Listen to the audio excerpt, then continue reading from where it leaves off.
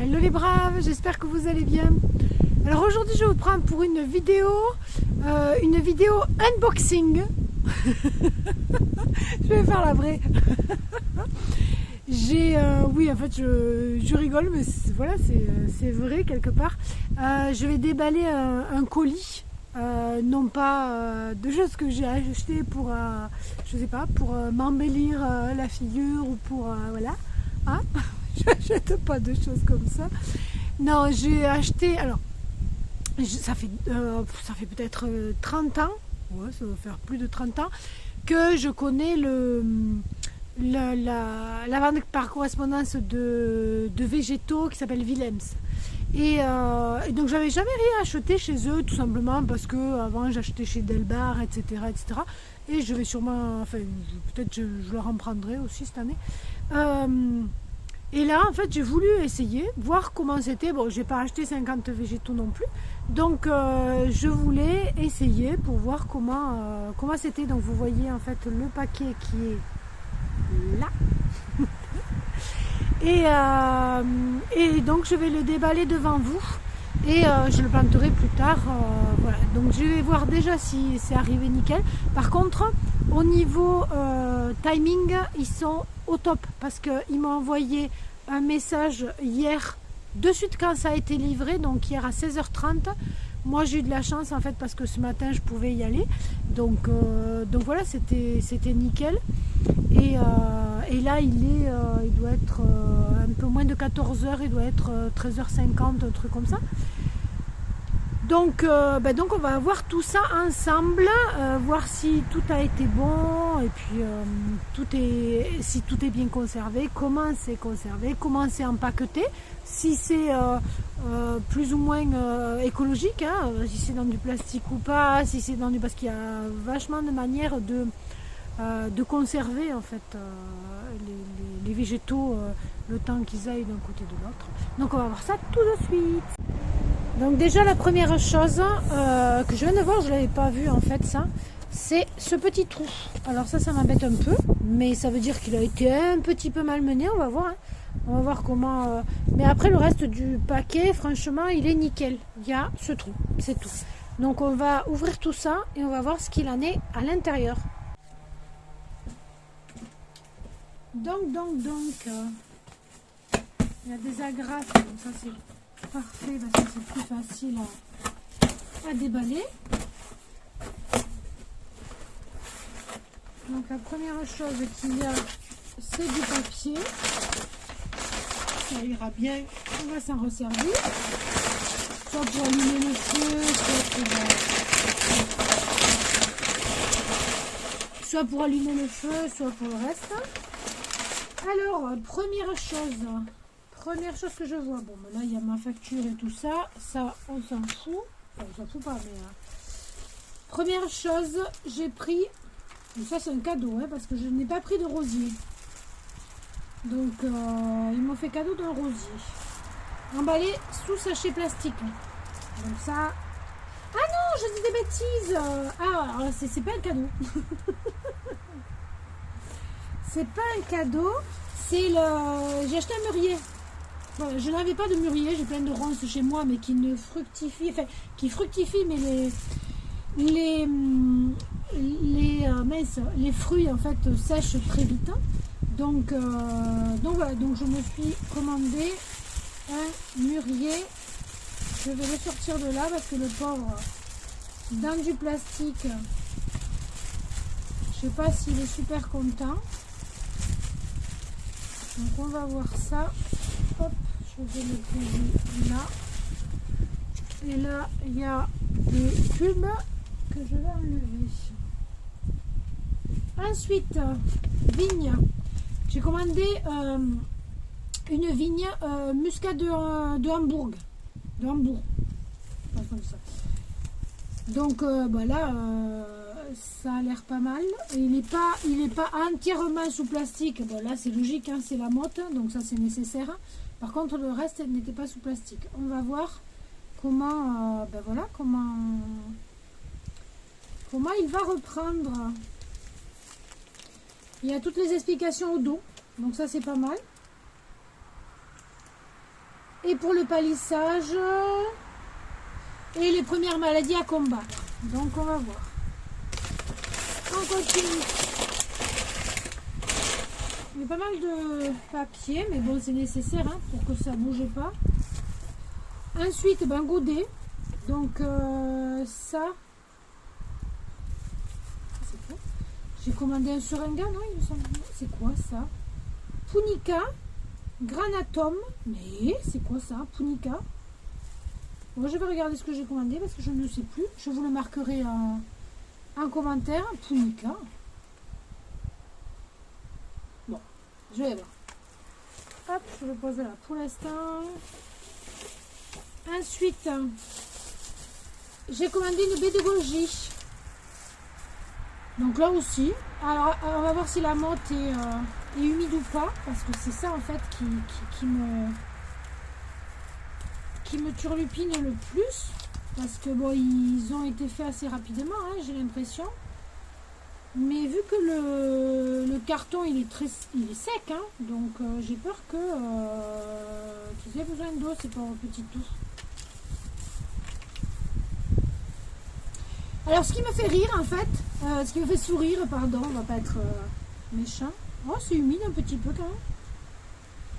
Enfin, c'est pas top humide, mais un peu quand même. Allez, ce qui me fait sourire parfois, c'est quand les gens ils disent à la Sainte Catherine tout bois prend racine, donc il faut planter la Sainte Catherine. Non. Alors bon, ça fait combien? Ça fait presque 30 ans maintenant hein, que je plante que je fais des jardins. Hein. Mes jardins, c'est moi qui les ai faits, c'est moi qui les ai voilà, réalisés et tout ça. Donc, c'est pas à la Sainte Catherine qu'il faut planter, c'est à partir de. C'est-à-dire que à partir de fin novembre, que la Sainte Catherine c'est fin novembre, ben, on peut planter des choses à racines nues. Voilà. Après, si vous achetez un conteneur ou un... Je vais vous prendre. Si vous achetez un conteneur ou un godet ou des choses comme ça, en fait, étant donné que c'est déjà dans la terre, c'est déjà dans du terreau, vous pouvez planter n'importe quand toute l'année dans la mesure où vous maintenez humide le terreau. C'est vraiment pour les racines nues l'histoire de Sainte Catherine, et c'est pas à la Sainte Catherine, c'est pas je crois que c'est le 24 d'ailleurs, c'est pas à la Sainte Catherine qu'il faut planter, c'est à partir de jusqu'à, et bien ça dépend en fait des régions, ça dépend des endroits où on se trouve, ça dépend du climat. En général, on dit que c'est jusqu'à ce que la sève presque remonte, quoi. Donc c'est vraiment tous les moments où la sève est descendue dans la plante, où on peut arracher les arbres à racines nues et les replanter, etc. Et donc, et comme ces histoires de Sainte Catherine, c'est pareil. C'est différent selon les régions, quoi. Il y en a qui peuvent peut-être les planter parce que la sève va redescendre, je dis n'importe quoi, hein, mi-octobre, et d'autres ce sera mi-novembre parce que non pas mi-octobre, mi-novembre, et les autres ce sera mi-décembre. Ça vraiment, il faut tout le temps faire attention de ne pas calquer les choses que font les autres sur votre endroit, votre région, etc. Moi, je suis dans le Tarn-et-Garonne et je vais pas du tout planter au même moment ou les mêmes choses d'ailleurs que des gens qui se retrouvent je dis n'importe quoi, à Clermont-Ferrand, même ne serait-ce que dans le coin de chez moi. Si par exemple, je suis à la Cône, je dis n'importe quoi, à la Cône, à 900 mètres d'altitude, je vais pas du tout, entre 900 et 1200, je crois qu'il y a, je ne vais absolument pas planter chez moi comme à la Cône. C'est absolument pas possible, quoi, parce que moi, je suis à, je sais plus combien, 300 mètres d'altitude, ou j'en sais rien. Donc voilà, il faut toujours que vous fassiez attention à votre climat, et puis les conditions en ce moment, quoi, au moment où vous voulez planter. Donc voilà. Donc les histoires de Sainte Catherine, Oui, c'est juste pour dire que il y a fin novembre, on peut commencer à planter. Voilà. Donc après avoir dit ça, on continue. Là, qu'est-ce que j'ai? Alors après, ce que je ferai, avant de planter, je vais gratter un petit peu pour être sûr que c'est encore vert, quoi. Pas en haut, mais vers le bas. Donc, qu'est-ce que c'est que ça? Je ne sais plus. J'ai une boule de neige, mais ça doit être ça. J'ai un... C'est marrant ça. Hein, je vais voir si c'est ça. J'ai un... Je ne vais pas dire de bêtises.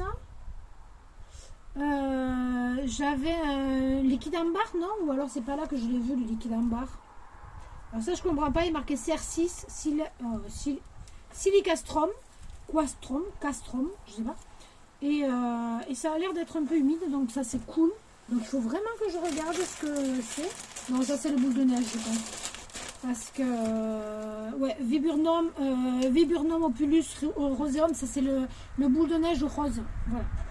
Donc ça, oui, ça je le vois, ça je le sais.